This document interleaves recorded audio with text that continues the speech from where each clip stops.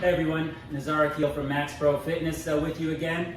And in this video, we're very excited, of course, to announce to you that shipping is underway, at least to our warehouses, and then from our warehouses we'll be heading out to you. Finally, very much appreciative of your patience, your support throughout all of this time as a small company, young company putting out a new product. Again, during this COVID-19 period, it's been quite challenging, but you guys have been amazing, and I wanted to thank you again. So, in this video, I first would like to introduce you to a team member of ours that you haven't seen before. This is Mike. How you doing? And Mike, what do you do? All the accounting. Yeah, Mike is our finance guy, bean counter, all that type of stuff, but he's also super into fitness, which we like at Maxpro. And Mike is going to help me demonstrate a few things that we need to share with you.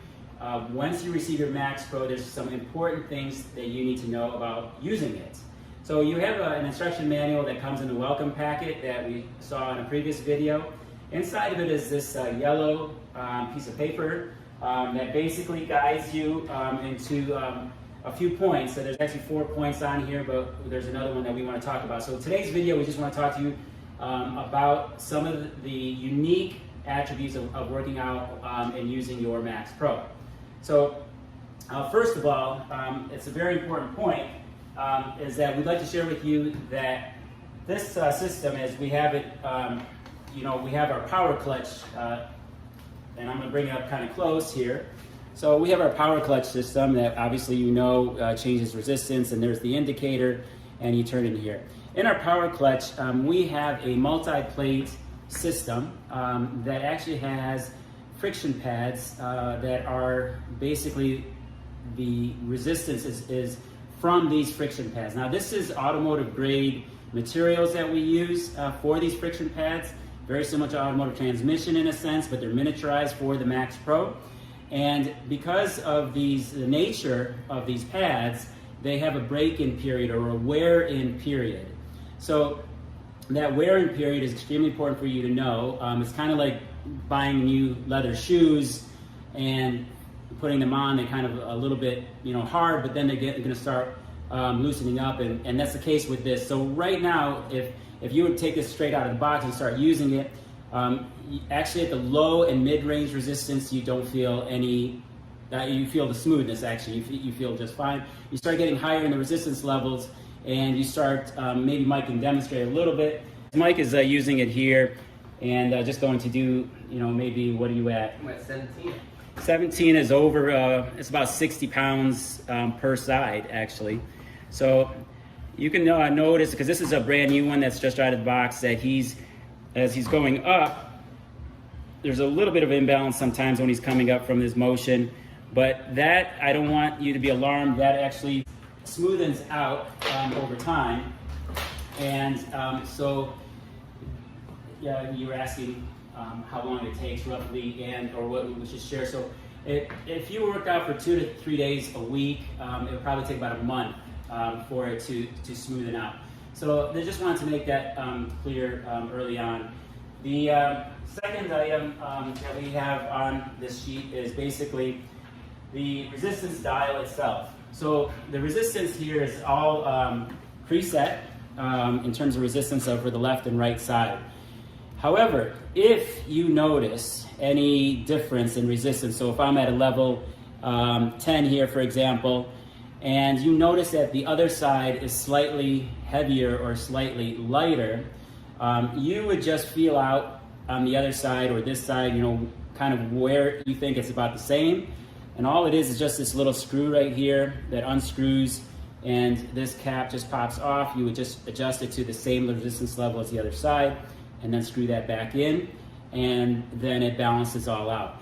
This shouldn't be a problem, again, because these are already factory preset, but we want to make note of it, just so that if you do notice any differences, that's an easy way to quickly adjust the sides. Or simply, if you're on a 10 here and it's 10.5 there, eventually you're going to know your Maxpro so well that it's individual and personalized anyways, and you can adjust as you see fit. The third item that we have on here is basically about standing and using the Maxpro, which I'm going to let Mike do more of the explanation on this one. So as we've talked about in previous videos, it's important when you use your Maxpro to distribute your weight correctly onto the unit, not just to keep it stable, but also for your own safety. So the first thing you want to do is make sure that your heels are on the foot pad and not your forefoot. Doing that will keep the weight distributed evenly over your hips and your knees, but it'll also keep the Maxpro weighted down to the ground, which is very important. Now, besides that, we also want to stress that as you increase the weight or the resistance that you're using on the Maxpro, you want to make sure that your stance is wide enough.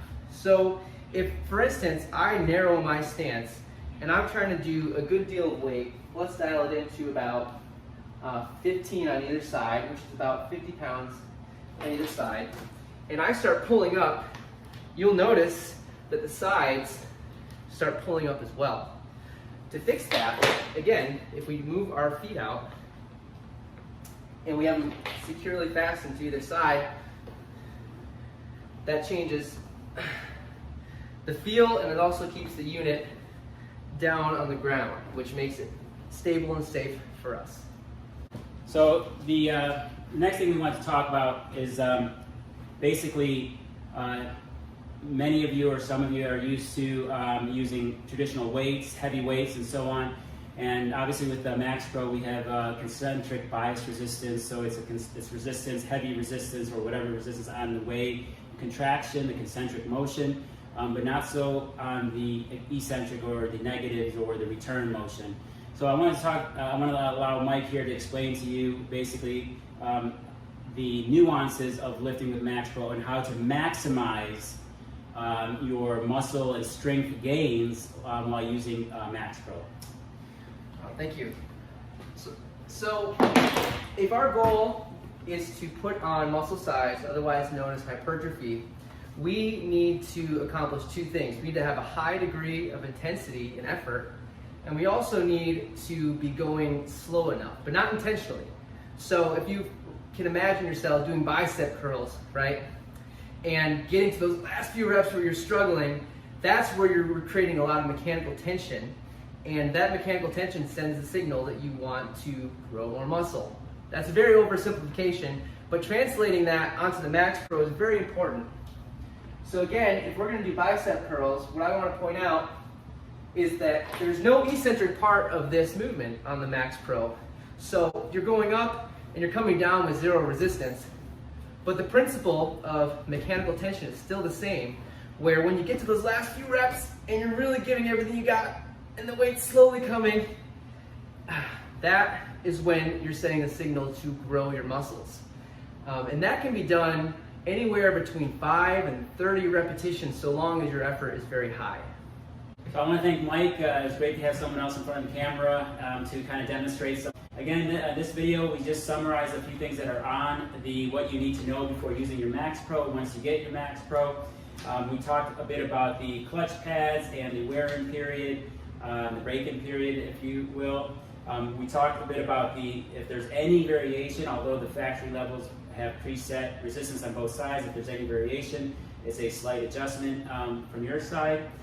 We also talked about how to stand properly on the Maxpro, spreading the legs out and firm and having half of the foot out in front of the Maxpro. And then we talked a little bit about the motion and the difference of the motion when you're working out, and actually how to build muscle or how to build for power, work out for power, or toning and cardio types of different workouts. So thank you again.